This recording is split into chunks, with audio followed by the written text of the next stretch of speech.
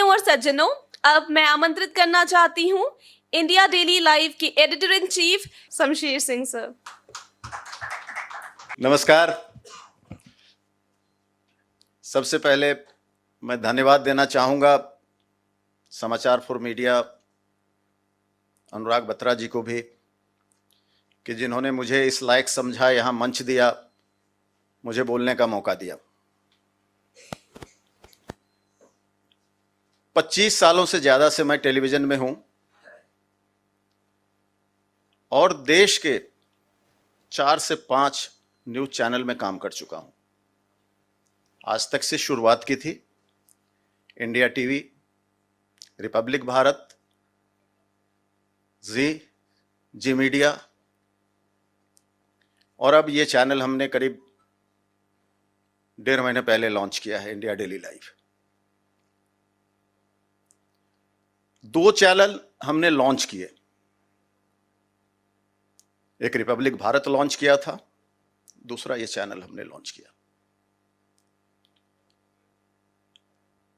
जो भी मैं यहां आज बोलूंगा, पहले इजाजत ले लेता हूं, थोड़ा कड़वा होगा लेकिन सच होगा। जो हमने न्यूज रूम में महसूस किया, रिपोर्टर रहा हूं, 10 देशों से ज्यादा का मैंने विदेशों में 10 ऐसे विदेश के बड़े इवेंट होंगे जो एक रिपोर्टर के तौर पे हमने कवर किया। रामनाथ गोयनका अवार्ड भी मिला, अभी हमारे केजी सुरेश जी बता रहे थे, तो मुझे अच्छा लगा कि चलो उनके क्राइटेरिया में मैं फिट हो रहा हूं। मुझे रिपोर्टिंग के लिए रामनाथ गोयनका अवार्ड भी मिला था। जब मैंने ये डाला कि यहां संवाद है, हम चर्चा करेंगे, ट्विटर पे डाला, सोशल मीडिया पे डाला, तो मैसेज बॉक्स में, कमेंट्स बॉक्स में एक के बाद कमेंट्स आने लगे। वो कमेंट्स मीडिया में काम करने वाले लोगों के थे, वो कमेंट्स मीडिया में जो आने की चाह रखते हैं उन लोगों के थे, और कुछ ऐसे भी कमेंट्स थे जो दूर से हमें मीडिया के बारे में जानना चाहते हैं, उनके मन में सवाल थे, उनके थे। लेकिन बेहद ईमानदारी से मैं कहता हूं कि जब हमने उस कमेंट को मैंने पढ़ा तो बेहद निराश हुआ, बड़ी हताशा महसूस हुई।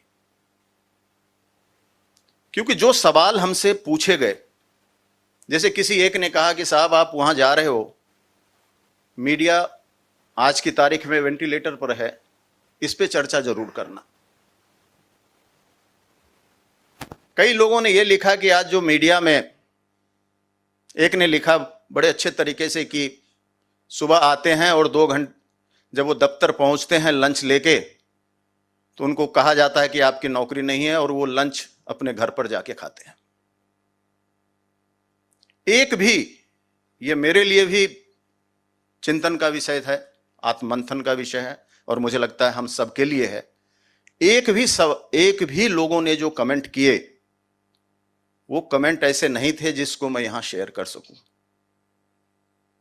सारे नेगेटिव कमेंट्स थे। तो ये वक्त है आत्ममंथन का। और अब मैं आता हूं कि आज की तारीख में सबसे बड़ी हमारे सामने चुनौती क्या है।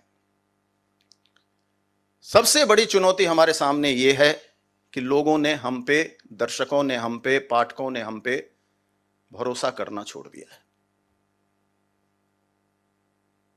हमें वो अविश्वास की नजरों से देखते हैं, हम पे भरोसा नहीं करते हैं।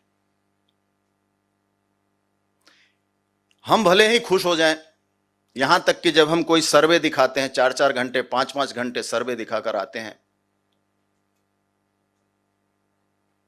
खुद गाड़ी में बैठो, ड्राइवर पूछता है कि बाबूजी आप लोगों ने दिखाया वो सर्वे, क्या सही में ऐसा वो जीत जाएंगे क्या?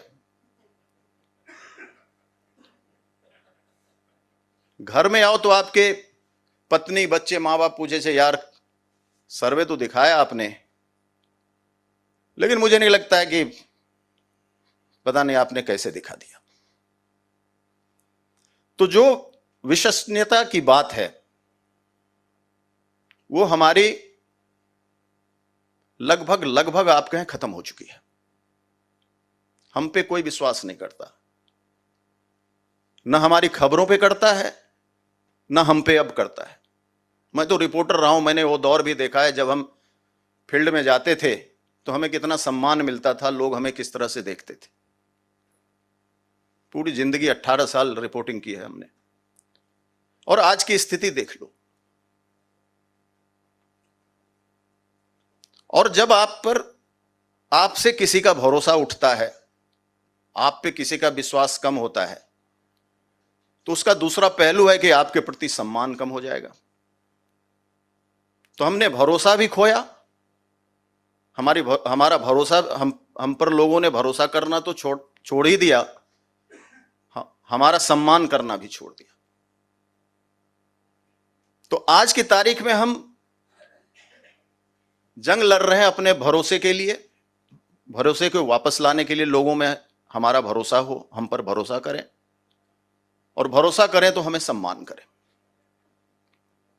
दोनों चीजों की लड़ाई चल रही है। दूसरा मुद्दा जो न्यूज रूम में मैं देखता हूं, वो मैं आता हूं चेहरा पे। थोड़ा कड़वा है, हजम कर लीजिएगा। आज की तारीख में अब मैं सवाल ये उठता, चेहरा बनता कैसे है? आज कोई चेहरा कैसे बना? चेहरा बना अपनी खबरों से,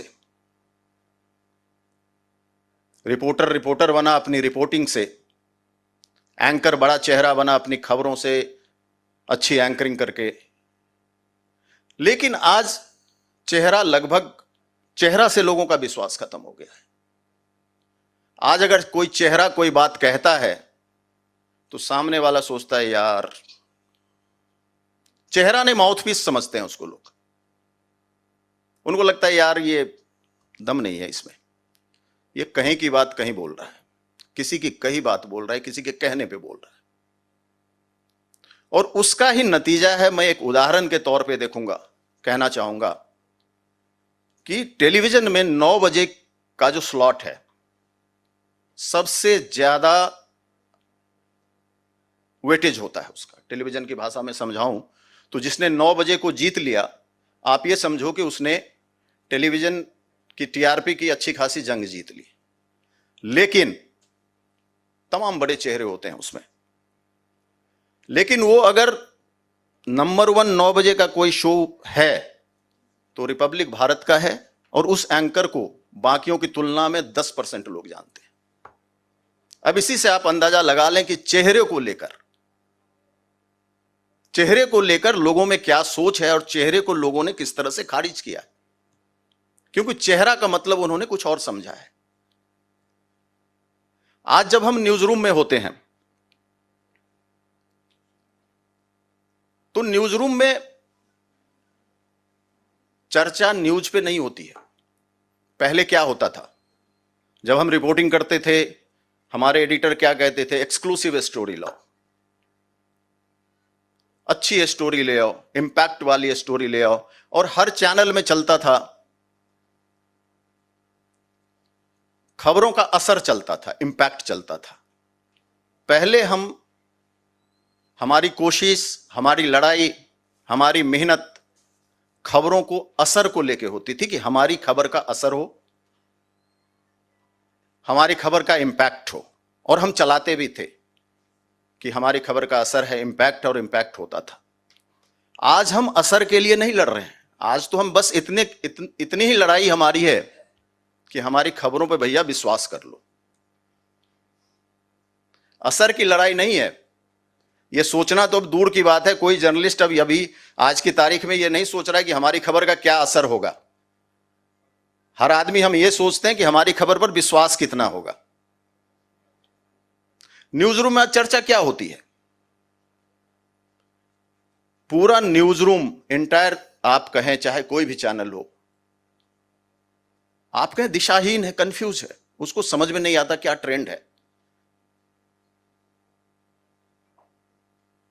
हर रोज, हर सप्ताह जब थर्सडे को शाम में टीआरपी के बाद रिसर्च वाले आते हैं, वो मीटिंग में बताते हैं,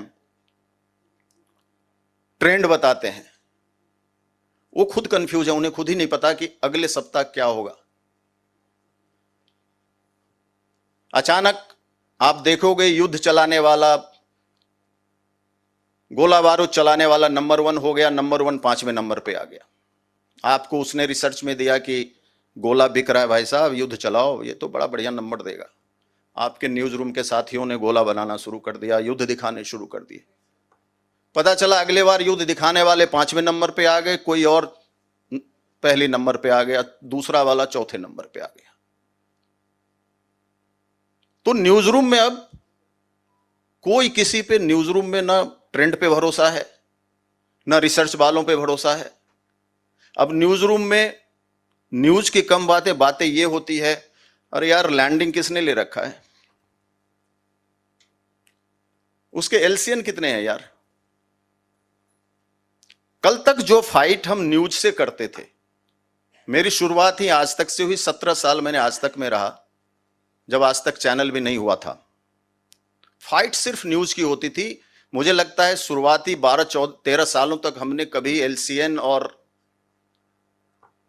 लैंडिंग की बात भी नहीं सुनी होगी, हमें पता भी नहीं होता था। आज की तारीख में चर्चा मीटिंग में यही होती है। पहले चाहे प्रोमोटर हो, चाहे मेरे जैसे एडिटर्स हो, पहला कहते हैं सर उसने तो एलसीएन ले रखा है, अच्छा उसने लैंडिंग ले रखी है, उसके एलसीएन अच्छे हैं, उसकी पोजिशनिंग अच्छी है, वो फ्री डिश ले लिया, वो फ्री डिश से बाहर हो गया।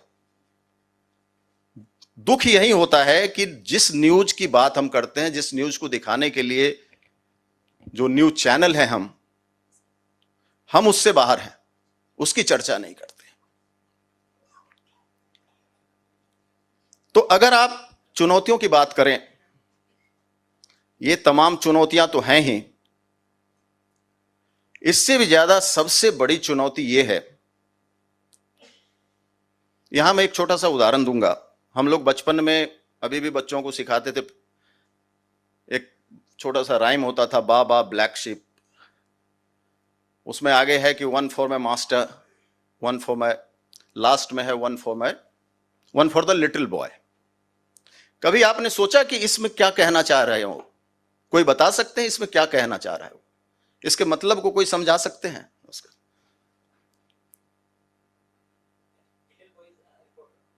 नो। 1 फॉर माई मास्टर, मेरी वो पीढ़ी जिसने मुझे बड़ा किया। 1 फॉर माई, जो वर्तमान पीढ़ी है, जो मेरे घर में है अभी। 1 फॉर द लिटिल बॉय, हमारे आने वाली पीढ़ी। तो हम जो कमाई कर रहे हैं वो 3 पीढ़ियों के लिए करते हैं। एक जिसने हमें बनाया, एक जो हमारे साथ हैं, एक आने वाली पीढ़ी जो है, दैट द लिटिल बॉय। तो कभी किसी ने, संपादकों ने, किसी ने ये सोचा कि जर्नलिज्म के जो वो लिटिल बॉय हैं, जो जर्नलिज्म में आना चाहते हैं, जिनकी ख्वाहिश है, या फिर मैं उससे थोड़ा आगे ले जाऊंगा, जो इंटर्नशिप कहीं कर रहे हैं, उनके लिए हम क्या कर रहे हैं? हम उनसे आंखें कैसे मिलाएंगे? हम उनको क्या दे के जा रहे हैं? अगर वो कल को, मेरी उम्र 56 साल है, 4 साल बाद, मान लो 3 साल बाद मैं रिटायर होऊंगा, अगर वो मुझे मिले, बोले और मुझे कहे कि सर आप मुझे, मेरे लिए क्या छोड़ के जा रहे हो, तो मेरे पास तो जवाब कुछ भी नहीं है। मैं हाथ जोड़ के माफी मांग लूंगा, भैया कुछ नहीं छोड़ के जा रहा हूं। और मुझे लगता है यही स्थिति सबके लिए है, क्योंकि न्यूज रूम न सिर्फ हमने दर्शकों का भरोसा खोया है, लोगों का विश्वास खोया है, बल्कि हमने अपने भी लोगों का विश्वास खोया है। हमारे खुद के सहयोगी न्यूज रूम में हम पे भरोसा नहीं करते। उनको लगता है कि नए संपादक आए, अपने 10 लोगों को लाएंगे, बाकी 10 चले जाएंगे, हमें निकाल देंगे। अब ये नए संपादक कब आएंगे? 10 दिन में, 1 महीने में आए, 6 महीने में आए। मीडिया में नौकरी को लेके मुझे नहीं लगता है कि इससे ज्यादा, मैं ये इसलिए बोल रहा हूं कि अनुराधा जी यहां पे हैं, प्रमोटर हैं, मीडिया में मैंने वो भी देखा है कि लोग टिफिन लेके आए और उनको कहा गया कि आपकी नौकरी नहीं है, और वो रोते हुए गए टिफिन लेके अपने घर पे टिफिन खाए। सॉरी, 2 मिनट और लूंगा बेटा, 2 मिनट। तो मैं सबसे यही कहूंगा, हाथ जोड़ के कहूंगा कि न्यूज रूम के कल्चर को बदलिए। ये जो ग्रुप लेके चलने वाली बात है, गैंग लेके चलने वाली बात है, इसको भी बदलिए। आप ऐसे लोगों को हायर करिए जो जिनको छांटने की नौबत ही ना आए।